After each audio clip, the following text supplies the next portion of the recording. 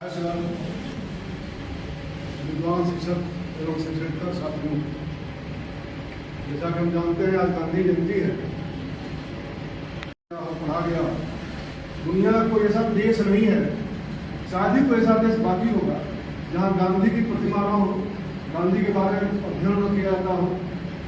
लेकिन गांधी जी का जीवन का प्रत्येक क्षण, क्योंकि बच्चे बैठे हुए हैं तो बच्चों के लिए प्रत्येक क्षण उनका प्रेरणादायी है। बचपन में वे औसत विद्यार्थी थे, सामान्य विद्यार्थी थे और बड़े अच्छे परिवार थे। इनके पिताजी पोरबंदर के दीवान थे, वहाँ के राजा के दीवान थे। दीवान मतलब प्रधानमंत्री। बड़े अभाव में नहीं पले बड़े शुरू। बाद में जब यह हुआ कि उस शिक्षा प्राप्त करने के लिए लंदन जाना पड़ेगा, PhD पास करने के लिए लंदन जाना पड़ता, इंग्लैंड जाना पड़ता था। उस समय यह बड़ी रूढ़ थी, अपने यहाँ शिक्षा थी, उनकी व्यवस्था थी। तो यह माना जाता था कि जो व्यक्ति समुद्र पार जाता है वो धर्मच्युत हो जाता है। तो लोगों ने कहा कि अगर गांधी बाहर जाते हैं, ये मोहन थे, गांधी जी नहीं हुए, बाहर जाते हैं तो यह जातच्युत करके जाएंगे। उनके माता जी ने कहा नहीं बेटा तुम बाहर जाओ, केवल शर्त यह है तुम्हें शाकाहार नहीं छोड़ना है, शाकाहारी रहना है, वहाँ जाकर शादी नहीं करनी। कबा गांधी उनके बड़े भाई थे, वे उनके साथ दिए उनका। और जब यह बात पोरबंदर से छोटे से कस्बे में बाहर आई तो सचमुच उनको जात बाहर कर दिया गया। कोई पानी भी नहीं पूछता था। यहाँ से मुंबई गए, मुंबई से पानी के जहाज में जाते थे। वहाँ संजोग से जिस जहाज से जाना था वो जहाज छूट गई थी, अगली जहाज कुछ दिन के बाद जाने वाली थी। वहाँ भी पूरा गुजराती समुदाय जो था वो बहिष्कृत कर दिया। बहरहाल गांधी जी लंदन गए, वहाँ अपनी माता जी के आज्ञाओं का अक्षरशः पालन किया, जो हमारे आप लिए प्रेरणादायी है। माता पिता के बात को ब्रह्मवाक्य की तरह उन्होंने माना। और वहाँ चूंकि पश्चिमी सभ्यता है, शाकाहार कल्पना की बात है, कहीं मिलता नहीं था। भारतीय रेस्तरां खोजने में बड़ा समय लगता था उनको। कई बार ऐसा हमने पढ़ा है उनकी किताब में कि मतलब ले जो बनती है आटा गोल करके वही पी करके रह जाते। वहाँ जब भारत आते हैं, बड़ा औसत विद्यार्थी थे, बोलने भी कम बोलते थे, झिझकते थे।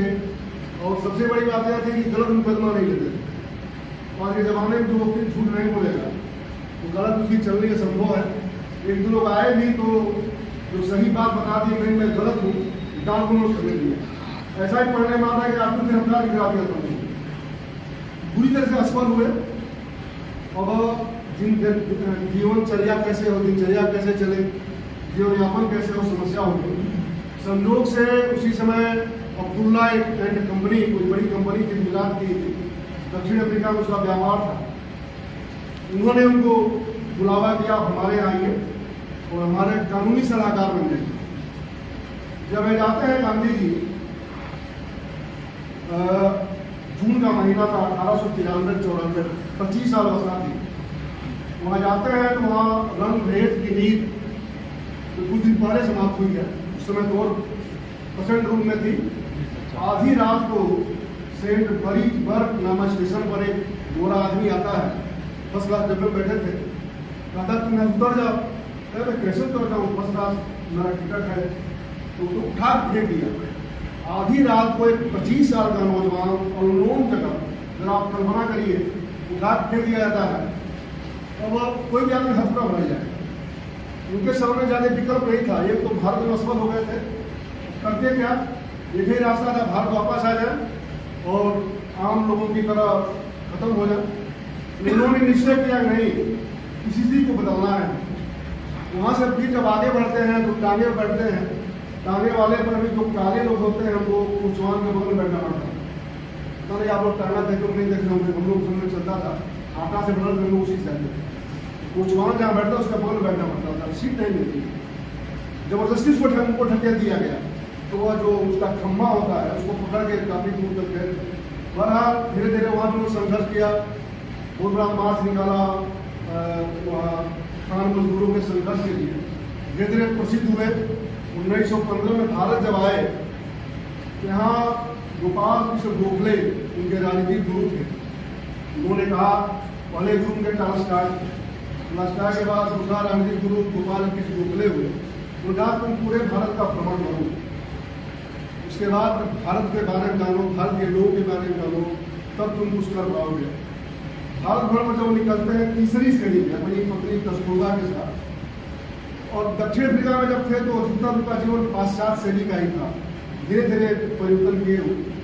तो एक जगह कहीं वहाँ बिहार में रुकते हैं और एक जाते हैं कहीं पानी उभर पीने।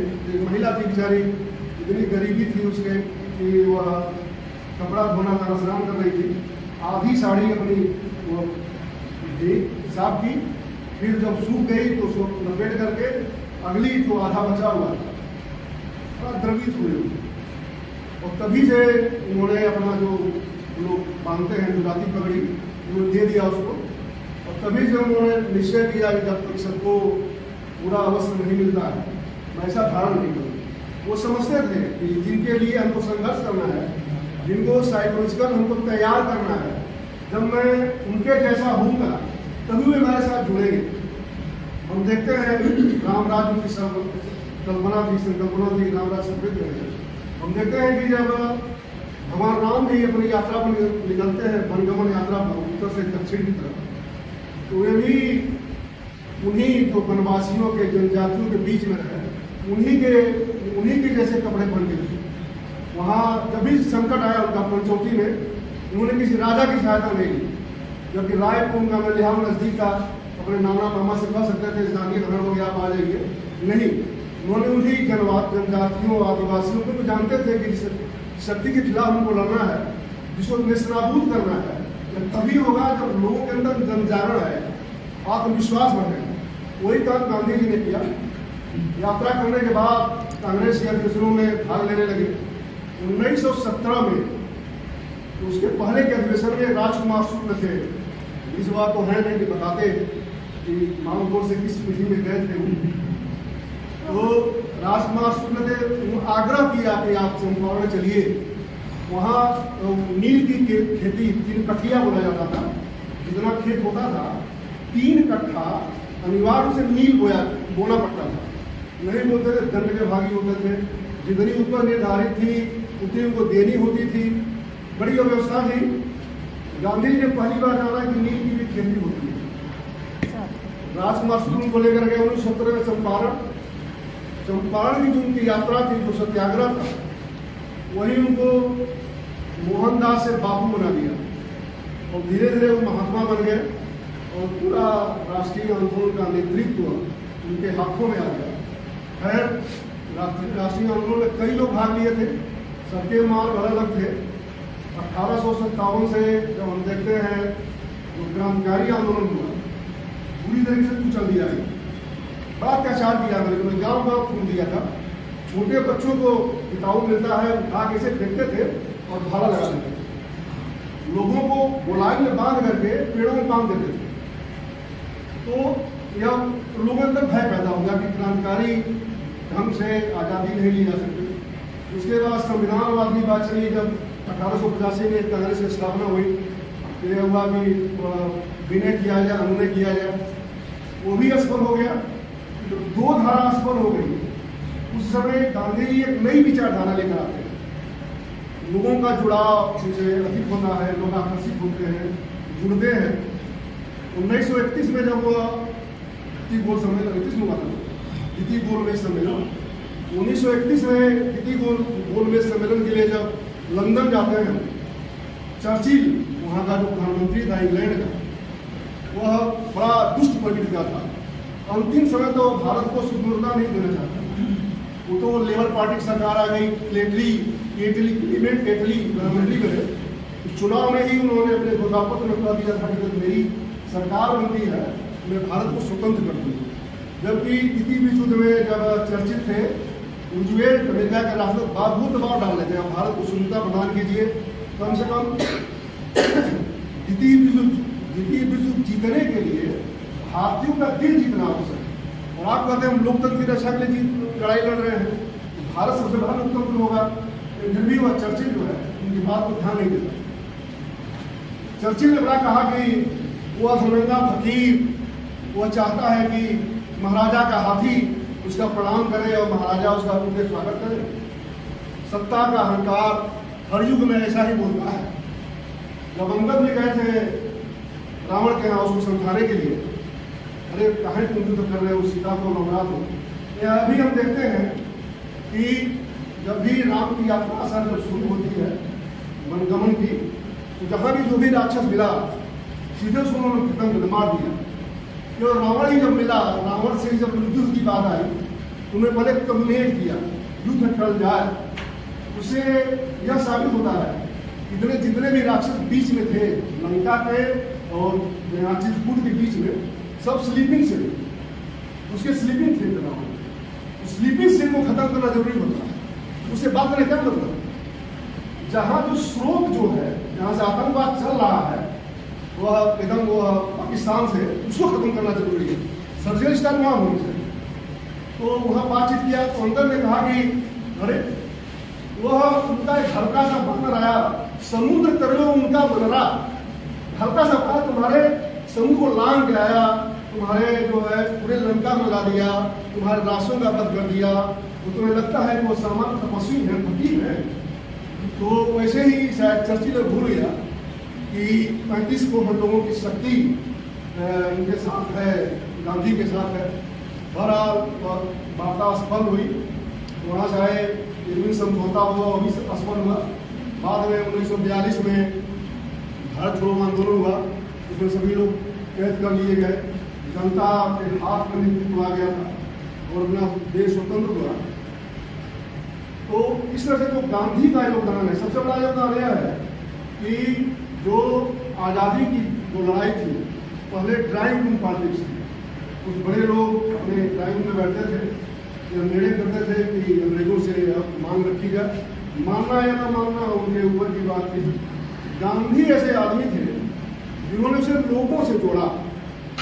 आम लोगों को लगता था कि यह आदमी, जैसा हमने कल कहा था कि जब वे स्वराज की बात करते थे तो राम राज की बात करते थे, राम राज में जन कल्याण होता है। वो यह नहीं कहते थे कि आप स्वतंत्र हो जाएंगे तो केंद्र को कितनी शक्तियाँ मिलेंगी, प्रांत को कितनी शक्तियाँ मिलेंगी। जब वे अहिंसा की बात करते थे तो वह बुद्ध और महावीर की बात करते थे कि उनके आधार पर जीता जाएगा। इस तरह लोगों को लगता था कि आदमी जो है भारत हमारी तरह हाड़ मांस का बना हुआ है, एक नमक जैसा साधारण चीज आंदोलन का रूप ले लेगी, कोई उसके पहले सोच नहीं सकता। तो गांधी जो निर्णय लेते थे उसके प्रति पूरी तरह से वह सक्षम रहते थे, संतुष्ट रहते थे। लोग मुझसे साथ कम्युनिकेट कर जाएंगे, मैं उनको जोड़ दूंगा, लोग हमारे साथ आ जाएंगे। आज नमक जो है उस समय बहुत कम टैक्स रहा होगा, लेकिन वह नमक आंदोलन ने अंग्रेजों के यहाँ सुधार दिया। आज नमक हमें लगता है 22 या 25 रुपये किलो टाटा वाला है, 28-27 नहीं, कहीं कोई हलचल नहीं। तो कोई गांधी अब वो भी होगा भी नहीं। गांधी आज अगर पैदा हो जाए, मान लीजिए, और प्रासंगिक आदमी है, अभी उसी समय भारत के अलावा किसी दूसरे देश में पैदा हुए होते, मान लीजिए अगर स्टालिन के सोवियत संघ पैदा होते, हिटलर के जर्मनी पैदा होते, मुसोलिनी के इटली पैदा होते, या माओ के चीन में पैदा होते, तो जो उनका अहिंसा का सिद्धांत था उनको मानसिक अस्पताल में भर्ती करा देता या जेल में बंद करा देता। तो भारत था। भारत की कुछ परंपरा ऐसी है कि जो भी हम देखते हैं वह विभूति लपेटे हुए, महात्मा से जुड़ते हुए, तो कुछ श्रद्धावश, कुछ परंपरावश स्वतः उनसे जुड़ते चले जाते हैं। आज उसी क्रम में थोड़ा सा और समझना चाहूँगा आप लोगों का, एक और महान आत्मा का जन्म हुआ था लाल बहादुर शास्त्री का। उनके बारे में गांधी जी के नाते इतना विराट व्यक्तित्व है कि दब जाता है। उनका भी योगदान किसी कम नहीं। जिस अवधि में यह प्रधानमंत्री बने थे उस समय भारत का मनोबल कैसा था, भारत की राजनीतिक स्थिति कैसी थी। आज हम जब सुबह मोबाइल खोले हैं, नेट खोले हैं, एक बड़ा उसमें फोटो दिखाई दिया है। एक जब शास्त्री जी थे, नीचे उनकी पत्नी जो है गेहूँ काट रही थी और नीचे लिखा हुआ था कि अप्रैल 1966 में अकाल दादा लोग गेहूँ बोले थे और उनकी प्रधानमंत्री की पत्नी जो है गेहूँ काट रही थी। तो लगा कि फ्रांस न्यूज़ होगा, क्योंकि वो 10 जनवरी को इनका देहांत हो गया था। फिर मैंने ध्यान से उसको पढ़ा है उसमें और पूरी बात तब डिटेल में उसमें लिखा था कि पहले ही गेहूँ बो चुके थे, लेकिन बीच में शास्त्री जी का निधन हो गया था। उस गेहूँ को ललिता शास्त्री जो है फोटो उसमें छपा हुआ था। तो हमें अपने पिताजी बात याद आ गई उससे, जब बचपन में छोटा था तो 2 अक्टूबर को पूछा करते थे बताओ आज किसका जन्मदिन है, मैं कह रहा था गांधी जी का है। बोले नहीं एक आदमी गाँव में बताओ। उस समय बाल पर नहीं दिमाग आता था, तो कहे लाल बताते लाल बहादुर शास्त्री का, तो इसको याद रख लेना। तो हर 2 अक्टूबर को यही प्रश्न पूछते थे। तो मैं कहा लाल बहादुर शास्त्री का, बड़ा खुश होते थे और मिठाई फेमस देते थे।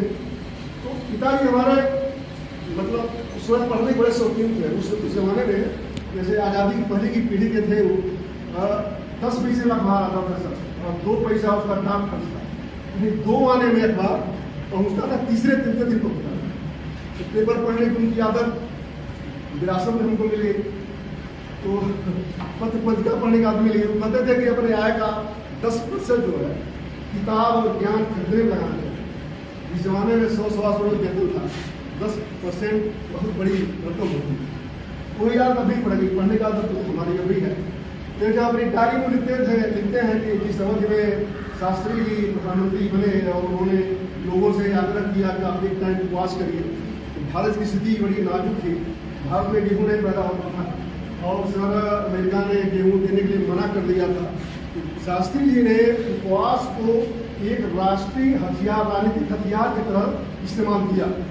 यद्यपि भारत की परंपरा उपवास की रही है, लेकिन एक उसे कैसे लोगों से जोड़ करके देश हित किया जा सकता है। जैसे नमक से गांधी जी ने जोड़ा था, उपवास को शास्त्री जी ने राष्ट्रीय हित से जोड़ दिया। और वही उसके बाद वो लिखते नहीं थे, एक डायरी में जमा हो जाती है। अब शास्त्री के बारे में हमारे जानने की क्षमता बढ़ गई, लेकिन उस समय कोई बहुत विशेष सामग्री नहीं उपलब्ध होती थी। अब तो नेट का जमाना है, ऑनलाइन किताबें बहुत उपलब्ध हैं। तो मैं शास्त्री के बारे में पढ़ना शुरू किया। तो जब हम देख रहे थे कि जिस समय शास्त्री जी समझ में प्रधानमंत्री बने, देश का मनोबल बहुत नीचे गिरा हुआ था। 1 महीने तक लगभग 20 अक्टूबर 1962 को चीन ने हमला किया था। जबकि उस युद्ध के बारे में अच्छी जानकारी, सही जानकारी हमको नहीं मिलती है, होगा कोई कारण, लेकिन उसमें 3000 सैनिक जो शहीद हुए थे सरकारी नौकरी में। 4000 से ऊपर युद्धबंदी बनाए गए थे। हजारों लोग घायल थे, हजारों लोग लापता हो गए थे और 15,000 मतलब एक डिवीजन सेना जो है बॉर्डर से खदेड़ दी गई। यह जो घटना थी पराजय की लज्जा को और बढ़ा दी थी। शास्त्री जी के प्रधानमंत्री बनने के महत्व को जब हम भारत चीन युद्ध के बारे में पढ़ेंगे तब समझ पाएंगे। तो भाई क्या था, अभी कारण क्या था? तो ऐसा लगता है कि जैसे उस समय का जो नेतृत्व था, किसी पर हम आक्षेप नहीं करते, बड़े लोग हैं, हम लोगों का ज्ञान बहुत ही अल्पक है उन लोगों समय, पता है कि स्वप्न रूप में रहा हो। जैसे जिस समय गुणनिरपेक्षता और पंचशील पर उपदेश दिया जाता था, और क्या कहते हैं राष्ट्रीय अंतर्राष्ट्रीय तांत्रिक गहरी समझ थी, और डिस्कवरी ऑफ इंडिया से पुस्तक से लिखा हो, वह चीन के इरादे को लोग भाप पावे। सोन चू, आधा क और जू, सोन चू चीनी विद्वान था जिसे युद्ध नीति पर आर्ट ऑफ वार पहली किताब लिखी थी पूरे विश्व में। उस चीन के इरादों को भापाया जाए तो बड़ा आश्चर्य होता है। तो जिनमें आप गहराई में करते जाएंगे, आप बोलोगे बड़ा विचित्र हुआ देश था उस समय। जैसे सर रॉबर्ट लोकहार्ट जो भारत के सर सेनाध्यक्ष थे उस समय, अंग्रेजी मूल का था, वह युद्ध नीति के अनुमोदन की फाइल तक लेकर के प्रधानमंत्री के सामने आया तो उसको डांट दिया, अरे क्या बकवास है, तमाशा करते हो तुम, हमारे ही अहिंसा की, हम गांधीवादी हैं, इससे हमसे क्या मतलब है, हमको सेना की जरूरत नहीं है। वो आदमी कुछ आदमी इंग्लैंड का अंदाज का मुस्कुराया, चला गया। 1959 में, मतलब यह वार्षिक विश्वविद्यालय की बात मैं नहीं बता रहा हूँ, लिखित किताब है। 1959 में वह कौन थे, जनरल थिमैया भारत के सेनाध्यक्ष थे। वे जब चीनी खतरे के प्रति नेहरू जी को आगाह किया उन्होंने, तो उन्होंने टपट दिया। इतना टपटा कि सावधानी रूप से आदमी त्यागपत्र देने में मजबूर हो गया। उसके बाद वहाँ सीमा पर खतरा बढ़ता जा रहा था। पूर्वोत्तर की जो सीमा है, नॉर्थ ईस्ट फ्रंट के जनरल BM कौल को वहाँ से अतिरिक्त सेनाध्यक्ष जो पूर्वी कमांडर बनाया गया, वो उनके दूर रिश्तेदार थे। उनको जंगी लड़ाई का कोई अनुभव नहीं था, और जब युद्ध शुरू हुआ तो बीमार पड़ गए। बहरहाल निर्भय वीरों सेना से कुछ गई। युद्ध के बाद इतनी बुरी घटना की जिम्मेदारी किसी पर नहीं डाली गई। अंडरसन ग्रुप एंड वो क्या कहते हैं भगत समिति बनाई गई। उसने जो निष्कर्ष निकाला उसको ऊपरी रखा गया। 2 फाइल बनी थी, एक सेना मुख्यालय रखी गई, क्या कहते हैं रक्षा मंत्रालय रखी गई। बाद में किसी इंटरव्यू में कहा था कि उस समय का जो नेतृत्व था गलत हाथों में पड़ गया था, जिसे सेना की अवधारणा पर ही विश्वास नहीं था। और ऐसी परिस्थिति में शास्त्री जी सर प्रधानमंत्री बनते और शास्त्री जी प्रधानमंत्री बनते हैं। उसके बाद वो होमी जहांगीर भाभा को बुलाते हैं, कहते ये बताओ तब तक जो हमारी अहिंसा की नीति थी सदगुण विकृत थी, नैतिक विकृत थी। बगल में चीन जो है परमाणु बम बना लिया है, परमाणु शक्ति पूरी तरह से हम हार चुके हैं, तुम कितने दिन में परमाणु बम बना सकते हो? उन्होंने कहा सर अगर 18 महीने आप समय दें। बोल रहे हो हमको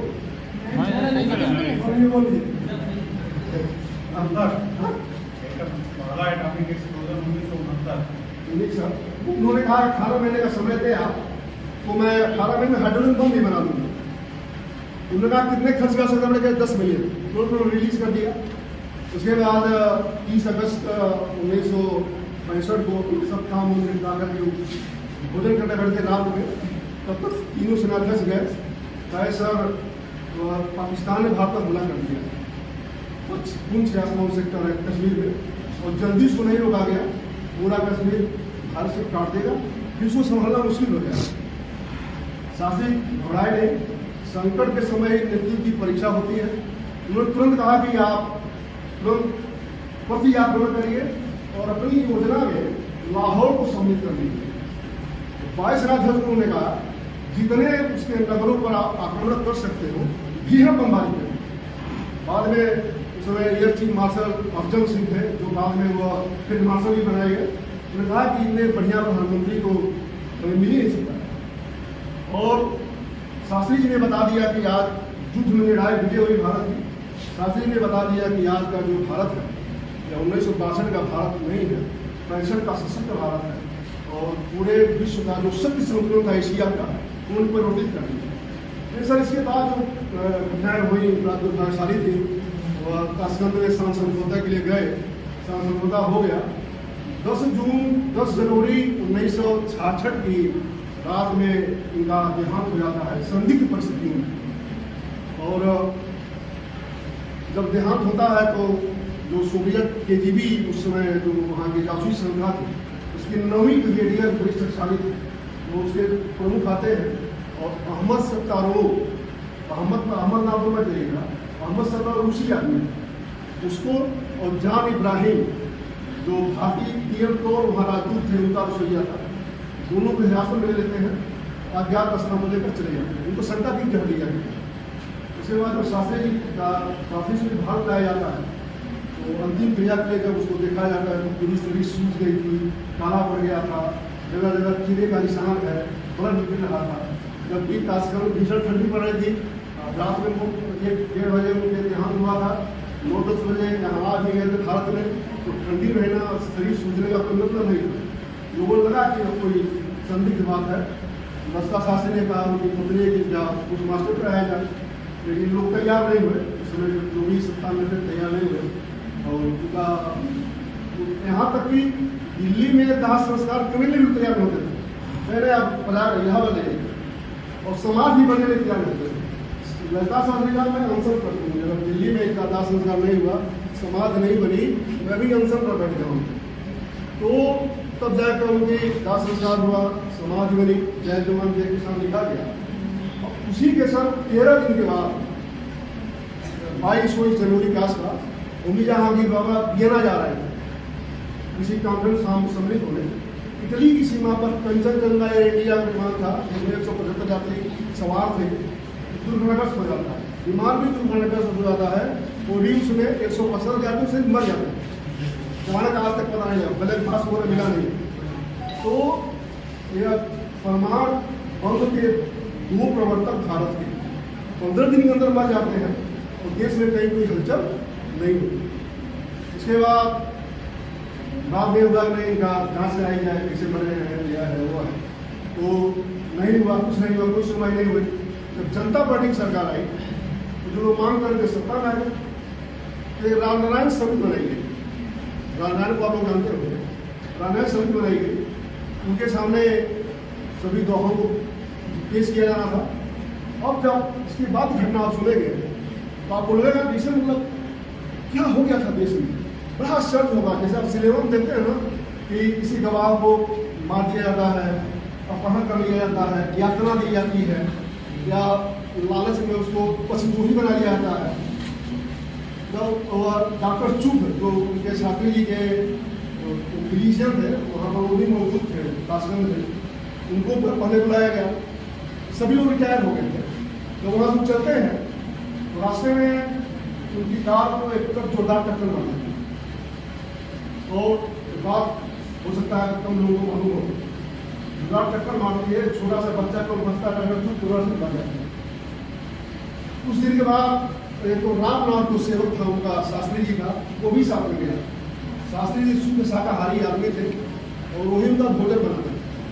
जब लोकसभा में संसद में प्रश्न था कि जहाँ तक ग्राहम को खाना बनाने दिया गया, तीन बार तो मांसाहारी भोजन बढ़िया बनाता है, तो रामनारायण लोगों ने कहा तो शाकाहारी खाना खाते थे।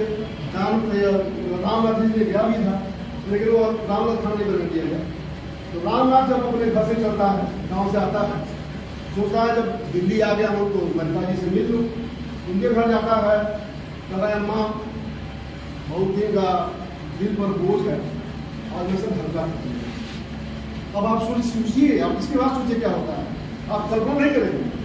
वह जब मोतीलाल नेहरू मार्ग से संसद में जाता है, संसद में राजनाथ सिंह बैठी थी, रास्ते में दिल्ली डीटीसी की बस तक चोटा टक्कर मार देती है, कुआं चला जाता है, दोनों पर से कट जाते हैं, उसके बाद मर जाता है।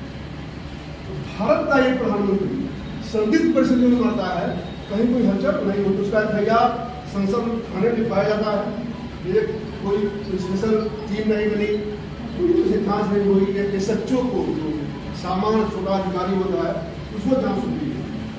तो अब क्या कहा जाए, तो जो बीत गया वो बीत गया। ऐसा लगता है जैसे भारत दो तरह के लोग रहते हैं, उच्च भारत है, निम्न भारत है। उच्च भारत के जब लोग मरते हैं तो देश में हलचल मच जाती है, सभी लोग उठाया जाता है, मारा जाता है, पीटा जाता है, उसे फुटवाया जाता है, उनके बच्चों को उत्तराधिकार सौंपा जाता है, समाधियाँ बनाई जाती है, जिससे कुछ बनाया जाता है। निम्न भारत में शास्त्री जैसे लोग होते हैं, हमारे आप जैसे होते हैं, जो क्या कहते हैं सामान्य वाले, उनका मरना कोई बहुत बड़ी चीज इस नागरिक समाज के लिए नहीं होती। तो अब शास्त्री जी के योगदान को हम अभी कैसे भुला सकते हैं। इस आदमी ने हरित क्रांति उन्हीं का काम था, मरे हैं सोनियापुर, उन्हीं ने कहा कि आप अच्छी अच्छी फसलें ले आइए। उन्होंने सब पंचवर्षीय योजना खत्म करके उनके विचार था एक वर्ष योजना लगी है। और जो कंट्रोल मार्केट था, इसके पहले वाला एक अंदर के पहले वाला जो चाइना ने 1977 में शुरू कर दिया ओपन मार्केट, उनका विचार उसी समय था। और जब 1965 में जीत गए थे तो पार्टी में भी निर्विवाद हो गए थे, कहीं कोई विरोध नहीं था, सशक्त रूप से सारी चीजें लागू करने वाले थे। लेकिन अब क्या कहा जाए, उस समय कई बातें संदिग्ध होती हैं। जैसे कुलदीप नायर जो उनके प्रेस सचिव थे, उन्होंने कहा कि टीएम कौल जो भारत के राजदूत थे वहाँ, बाद में कई बार हमको दबाव डाले टीएम कौल ने कि उस ऐसे आप कह दीजिए कि मेरे पर जो लोगों की संदिग्ध भावना है वो खत्म हो जाए। कुलदीप ने ऐसा कुछ नहीं कहा। और एक बात और देखिए, वहाँ जो होटल टूरिस्ट इन जहाँ भारतीय प्रबंधन के रुकने की व्यवस्था थी, शास्त्री जी की भी रुकने की व्यवस्था थी, भारत की सुरक्षा एजेंसियों ने वहाँ जाकर पूरा चेक कर लोके कर दिया था, शास्त्री जी रुकने में। अंतिम समय में 2-3 दिन पहले शास्त्री जी के रुकने का स्थान वहाँ से बदल दिया गया है। एक सामान्य गेस्ट हाउस जिसे रूसी भाषा में डाचा कहते हैं, वहाँ उनकी व्यवस्था होती है। आप कहीं रुकेंगे, जो प्रधानमंत्री के लेवल की जो सुरक्षा व्यवस्था होनी चाहिए थी, जो चिकित्सा व्यवस्था होनी चाहिए थी, ऐसा कुछ नहीं था। रामनाथ कहता है कि जब शास्त्री जी मतलब एक वो क्या कहते हैं घंटी भी जो दर्द हुआ, परेशान हुए, फाटक खोल गए, रामनाथ कमरे में थमाए, जो बाहर निकलता है तो पूछे क्या है, मैं बहुत बेचैन। और वहाँ तत्काल टेलीफोन में रहना डॉक्टर चुप को बुलाया। रामनाथ कहता है कि बार बार एक खरगोश की तरफ संकेत कर रहे हैं। जिसे दूध पिए थे, वो थर्मल बाद में मिला नहीं, हटा लिया गया। जो पोस्टमार्टम रिपोर्ट तैयार हुई जो रूसी भाषा में थी, 8 डॉक्टरों ने दस्तखत किया था। इनका जो अंग्रेजी रूपांतरण हुआ उस पर 6 डॉक्टरों ने दस्तखत किया। जो मुख्य सीएमओ रूस का था, उसने दस्तखत करने से मना कर दिया। अभी क्या प्रवृत्ति कर दिया है, लेकिन कोई डाटा आपको, कोई रिकॉर्ड आपको मिलेगा नहीं। यहाँ तक कि इसके कहने से वो बदला गया, बाद में टीएम पॉल ने कहा था, मैंने का फंड दिया गया। कुछ ही दिन के बाद टीएम पॉल ने जान मोहम्मद को छुड़ा भी लिया था अपने किसी राजनेता के द्वारा, फिर वहाँ से जहाँ भी उनको स्थापित किए हो।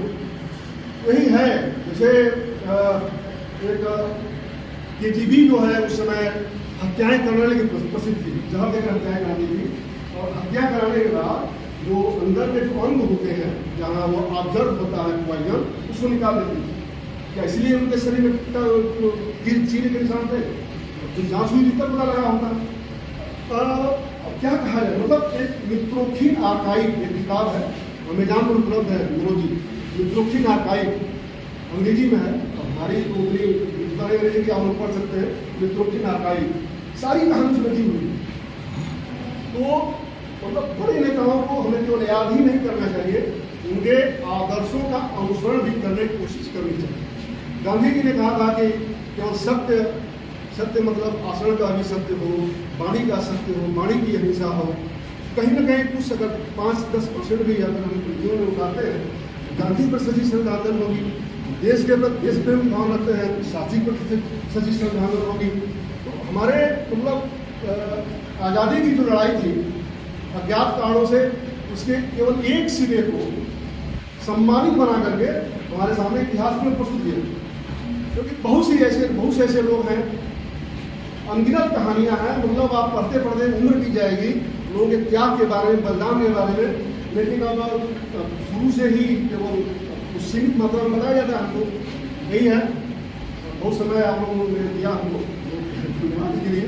कोई कड़वी बात अगर रही हो जो विचारधारा से मेल नहीं खाती हो तो माफ करिएगा पांडे जी। लेकिन मैंने जो कहा सत्य कहा, मैंने मतलब वो हम साक्ष्य देते हुआ तो हार्ट से बावजूद विश्वविद्यालय एग्जाम नहीं लिखित किताब है, क्योंकि पिताजी ने मेरे पढ़ने की हुआ था। और जो उन्होंने कहा 10% आएगा खर्च करना चाहिए, तो मैं 10% नहीं खर्च करता हूँ, 400 रुपये 500 रुपये कोशिश करता हूँ कोई किताब मंगा लो। क्योंकि अब एमजान और फ्लिपकार्ट है, ऑनलाइन बहुत सी किताबें हैं, आप चॉइस करके पा सकते हैं। मित्रोखीन आर्काइव आप पढ़ सकते हैं। इसी तरह मैं अपनी वाणी को विराम दूंगा। धन्यवाद।